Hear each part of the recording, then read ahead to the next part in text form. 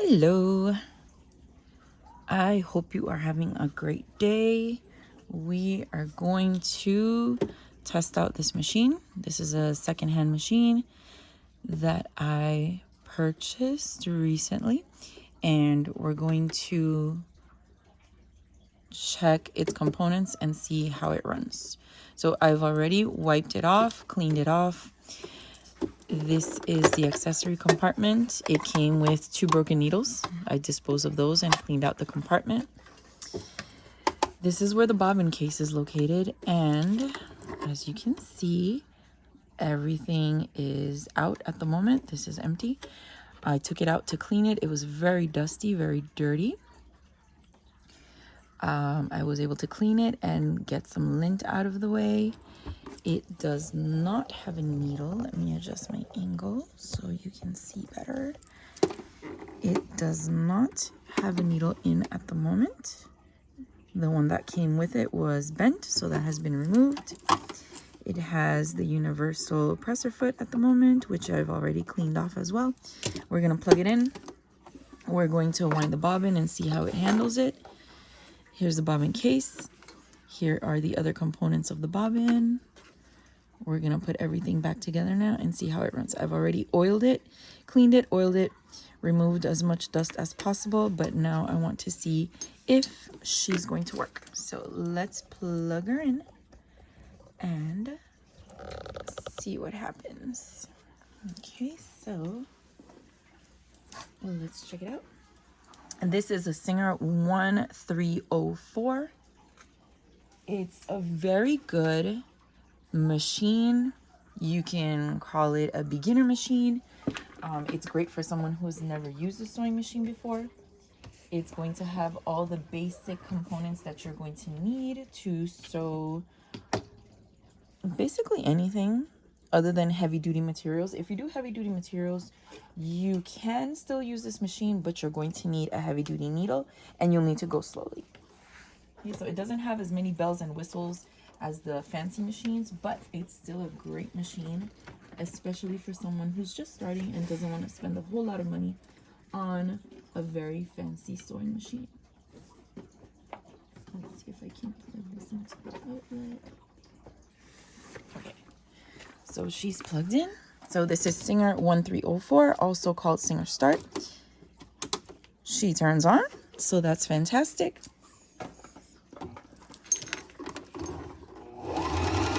She moves. So now let's put her back together and see how she does with everything being put back in and with a needle. Okay, so we're gonna put this in place. Okay, so in here is where our bobbin is gonna go. This piece goes inside here, and together they form sort of an oval or a circle. So this is where your hook is. This is what helps your stitches form. Okay, the top thread gets carried around this hook and onto the bobbin thread, and then your stitches form. So we put that in there. Sorry. Now we have this sort of twisted oval. Okay, we're gonna wind our bobbin. We need to make sure this is locked in place. So we're missing one other piece here. This is gonna keep everything in place. We need that notch to be at the top. And now we're gonna put these little braces back where they belong. So now this part is good to go. So now let's wind the bobbin and see how she does. So to wind the bobbin, we're gonna focus on the top of the machine at the moment. In the back, you can see my primary machine is a Singer Patchwork. That one is not necessarily a fancy machine, but it does have additional features that this one has. I've had it since 2016, and it is a wonderful machine. I absolutely love it. It was a wonderful investment. Everything that I've created for my Etsy shop and for my projects has been on that machine. I absolutely love her. The tape that's on there is my personal seam guide. I don't want to put magnets on my machine, so I just use painter's tape. It's really convenient because it comes off with no residue, and it just helps me keep my seam straight. So this one will probably end up with some painter's tape on as well when we start using her. Okay, so we're gonna get close right here because we want to wind the bobbin. Winding the bobbin takes place up here. So we're going to be using this post, and then this is going to measure. Once our bobbin touches here, then the machine is going to stop running. So let's go ahead and thread it. For your machines, you always want to use polyester thread because it does not break as easily as cotton thread. So this is a brand new spool of thread. Let's go ahead and open it so that we can thread our new machine, our new to us machine, my new to me machine.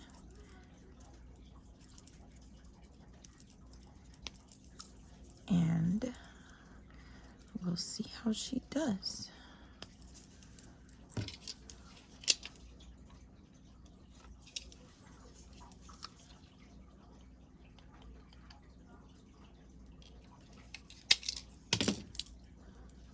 Okay.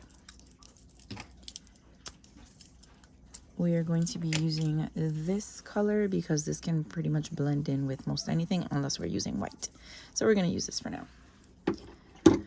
Okay, we need to, let's bring her closer and let's go up a little bit. Pardon the shadows and the shaking. So we want our thread to go in here. There's a little opening close to the bottom, and there are some guides on the surface. So there's an arrow here pointing. We're going to go across the top of the machine, and then we're going to come right on this part at the top. You can't see it very well. We're going to focus on this piece right here.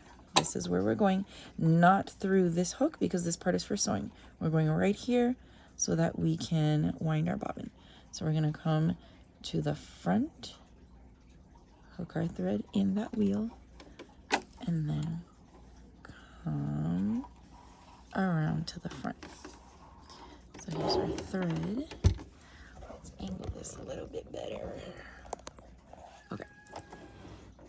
So we're gonna grab our bobbin and our thread, and we are going to hook our thread through one of these loops, and we're gonna pull. This is a class 15 bobbin. That is what these machines use. You can find them plastic and you can find them metal. Okay, metal is gonna last longer. We're gonna slide down here until it clicks, very soft click. Okay, and then we're gonna click to the right.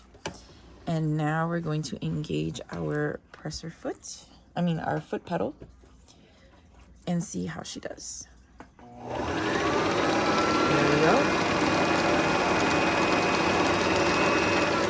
So the thread winds until it snaps. You don't have to let it snap, and you probably shouldn't let it snap, but mine did. So it's not going to come loose now. We're going to keep winding until the machine stops on its own. Let me angle this a little bit better. Here we go. Zoom in. There we go.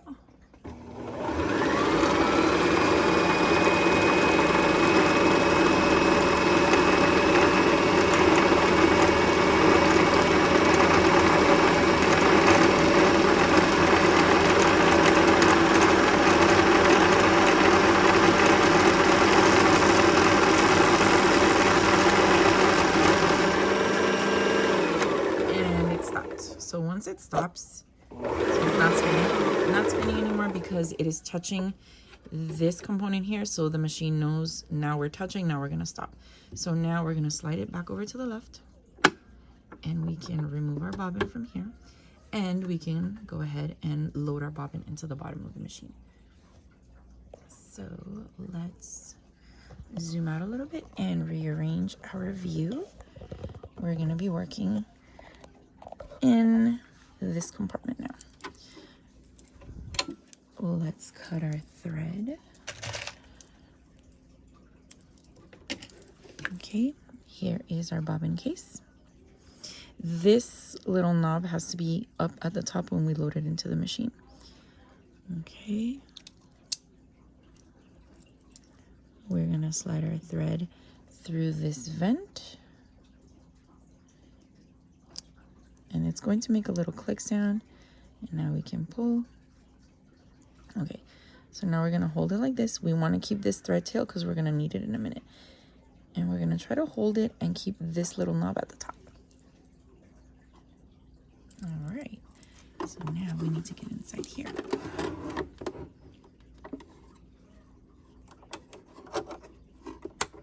It should make a click sound when we put it inside, and it should be seated well, that it doesn't just fall out on its own. Okay, we need this tail to be loose, so we're gonna leave it there. We need a needle so that we can pull that thread up. So let's get a needle. We're gonna use a universal needle. Let's make sure it's a sewing machine needle and not a serger needle, because our serger needle is not going to do the same job and it's not going to fit the machine. Let's find a needle.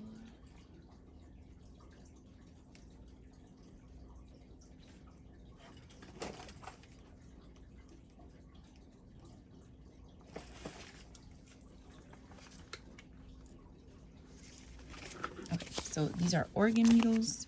They fit most machines. We just need to make sure that it doesn't say serger needle. Okay, so this is not a serger needle. This is a regular sewing machine needle.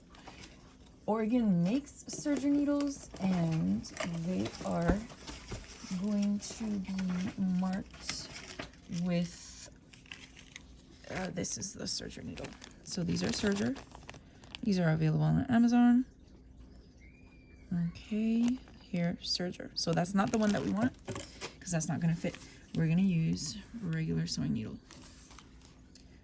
Okay. This machine is not going to do any heavy duty sewing, so we do not need a heavy duty needle here. These come 10 in a pack. This was from Amazon. I like organ needles. I also like Schmetz needles. They work very well. Your needles are going to come in a little envelope like this, like bubble gum, and you're going to carefully open it so that you can take out one needle. You have to hold it well, otherwise they're loose in there, so if you don't hold it, they're going to fall all over the place. So we need one. Part of the shaft of the needle has a flat side, and then the rest is curved. And on the curve, you can see the etching onto the metal. That tells you the needle size. We're gonna fold this back up and put them away so we don't drop them. Put them back into their little envelope. And we don't need these right now.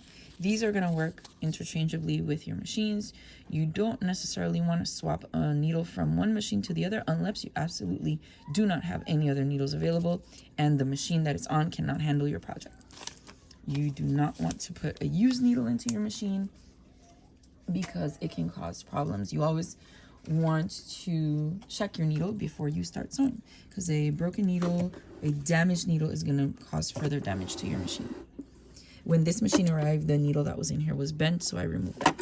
So we're going to turn it off for a minute so that we can put in the new needle.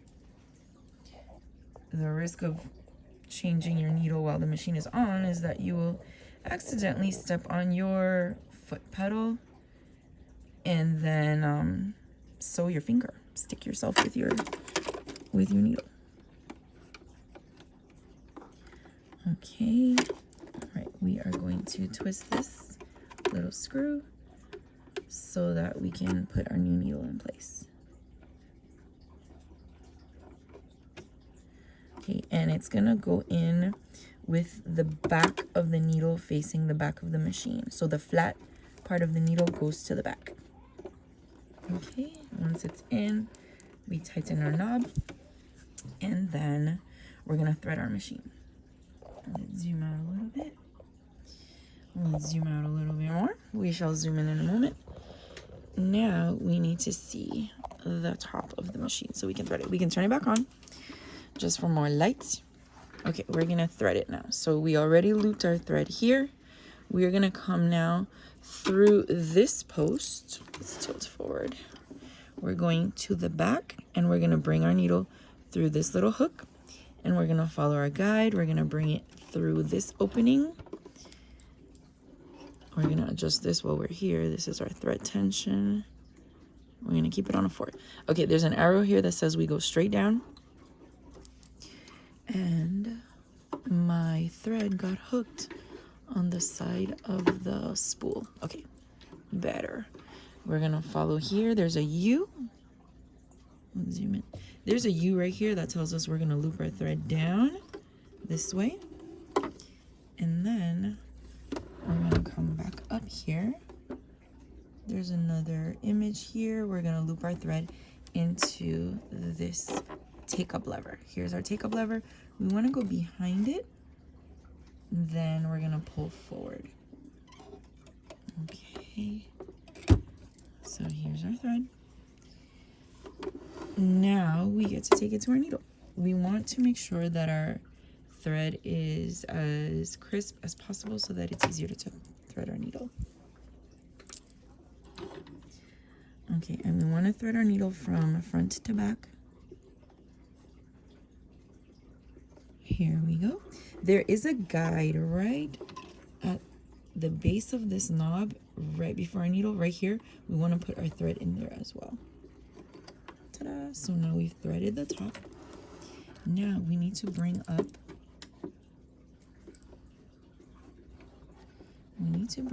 our bobbin thread. So we're going to hold this tail so we don't lose it, but we want to get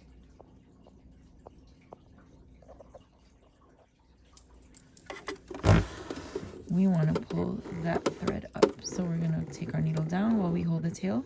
Here you can see how, there we go. Right here, our thread is catching the bobbin thread. And now we have this loop on top. We want to pull this, hold both of them. We can go ahead and close our little door now. Now we're going to lift our presser foot, and we want to tuck both threads under our presser foot and towards the back of our machine. So she's been threaded. Now we need a scrap piece of fabric to make sure that she actually sews. So let's grab a scrap of fabric.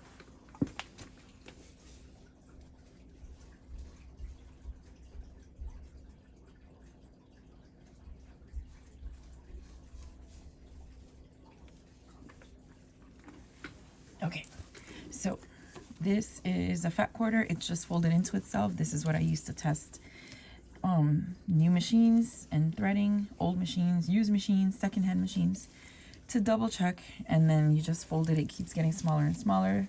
Inside are all the different little test stitches that we've done. So we're going to test this one and see how she does. We're going to put her compartment back on so that we have a little bit more surface here. Okay, and let's see how she does. We have our threads in the back. We're gonna add a new set of stitches, about a 1/4 of an inch from the last set of stitches. Okay, let's put down our foot. And we're gonna hold our threads. Let's try a straight stitch. The needle moves when we adjust our needle position, which is a good sign. Let's start with a straight stitch, and she does have the capability to back stitch to lock in our stitches. So let's see how she does. This is good. Let's back stitch, and we're gonna stitch a full row and see what happens.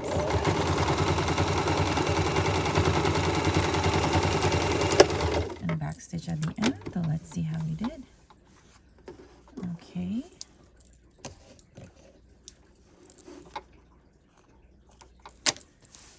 So she stitches.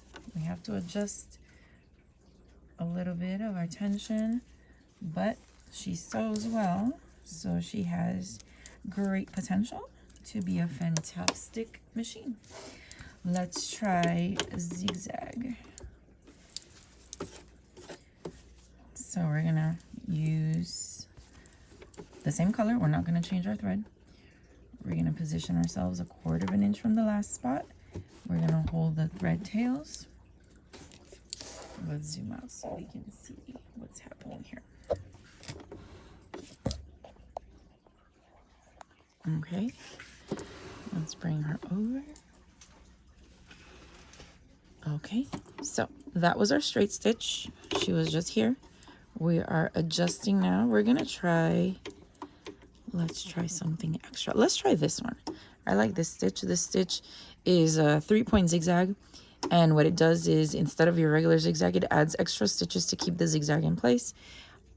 We can always use this as a finishing stitch for our seams to keep our fabric from raveling.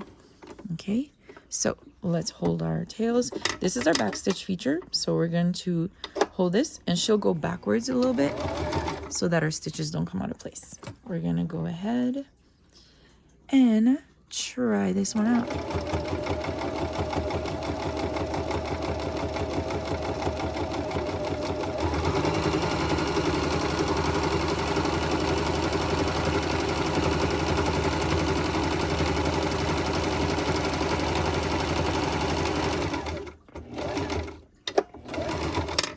Okay, we're gonna lift our presser foot and pull our needle back out, and let's check it out.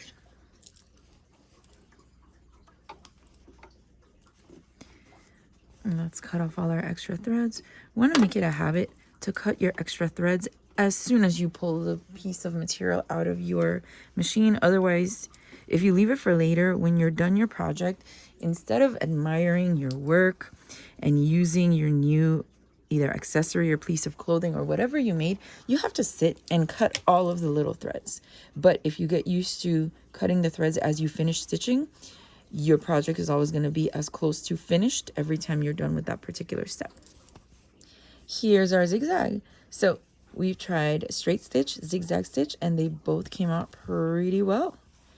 So Singer 1304 is a great machine if you are just starting out and you are curious about what you can do with the machine, about what features you want or need. This is a great way to start because she's going to have a few decorative stitches, but the most functional stitches are there, as well as your buttonhole.